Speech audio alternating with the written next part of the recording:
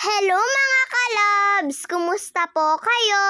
Bali kahapon po pala ng tanghali ay sumama po ako sa kanila mama at papa sa palengke. Bibili po kasi sila ng ice candy mga kalabs dahil naubusan po kami at may mga bumibili po.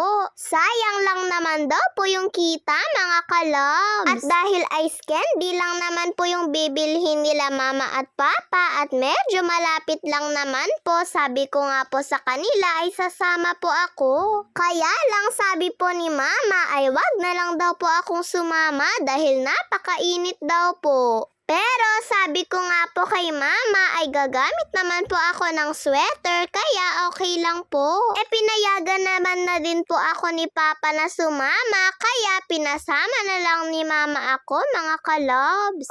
Di naka-joyride na naman po ako. Matagal na rin po kasi akong hindi sumasama sa kanila mama at papa sa tuwing may pupuntahan sila.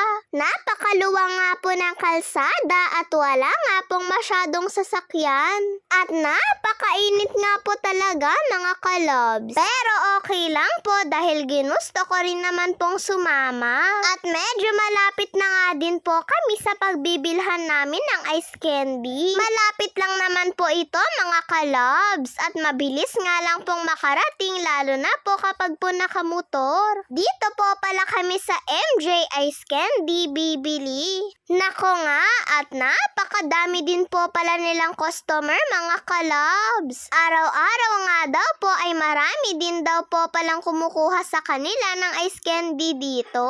Ayan na nga at nailagay na nga din po ni ate yung binili ni mama sa maliit na box. At nung nakauwi na nga po kami ay nilagay po kaagad ni mama yung ice candy sa ref. Baka daw po kasi ay lumambot. Salad ice candy po pala ito mga kalabs. Tapos sabi nga po ni papa ay kailangan daw po pala niyang pumunta sa Tugega raw. May kukunin daw po kasi siya at may bibilhin. Syempre, sumama na naman po ulit ako mga kalabs. Dito nga lang po kami bumaba ni mama dahil may bibilhin po kami sa grocery. Ay, ako po pala yung may bibilhin mga kalabs. Sabi ko po kasi sa kanila mama at papa mga kalabs, kung pwede ay bilhan po nila ako ng chocolate ko. Mabuti na nga lang po at pumayag po si papa. Matagal-tagal na rin po kasi akong hindi kumakain ng paborito ko pong chocolate. Kaya nung pinayagan po ako nila mama at papa at nung nandito na nga po ako ay napakasaya ko po. Sabi ko nga po kay mama kung pwede ay dalawang malalaki po yung kukunin ko. Kaya okay lang daw sabi ni mama. At syempre kinuhaan ko nga din po si kuya ng chocolate niya. Cloud9 nga po ang kinuha ko dahil gusto rin naman po niya yun. At kumuha na nga din po pala ako ng tissue ni papa.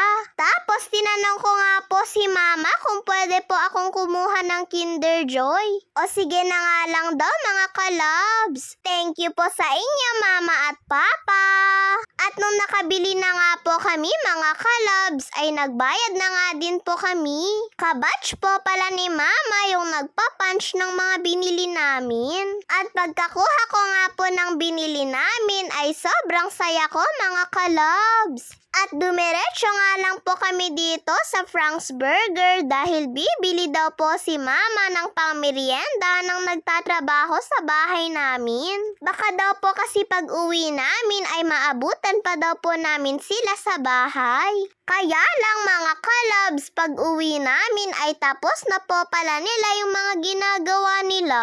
Pero binigay pa rin po ni mama yung merienda nila para may kainin pa rin daw po sila. At syempre bumili din po si mama ng para sa amin. At habang naghihintay po pala kami sa order ni mama, ay binuksan ko nga po ito pong isang Kinder Joy. Gusto ko po kasing kainin yung chocolate nito dahil ang sarap po mga kalabs. At may kasama pa nga po itong laruan na parang puzzle mga kalabs. Pero ito nga pong chocolate ang gusto ko dito.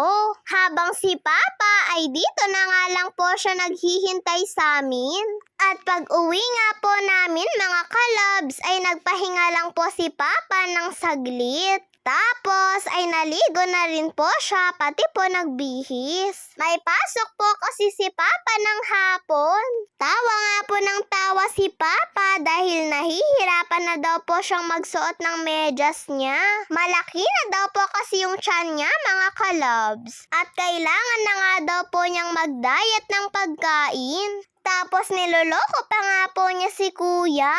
Paano naman po kasi mga kalabs habang naglalaro po si Kuya ng ML? At kapag natatalo nga po sila ng mga kasama niya ay nagre-reklamo nga po siya. Kaya eto nga at niloloko din po siya ni Papa. Kaya sabi ni Papa ay laro lang naman daw po yun at huwag masyadong seryosohin. At nung naisuot na nga po ni Papa yung sweater niya at dahil paalis na nga din po siya ay nagpaalam na rin po kami.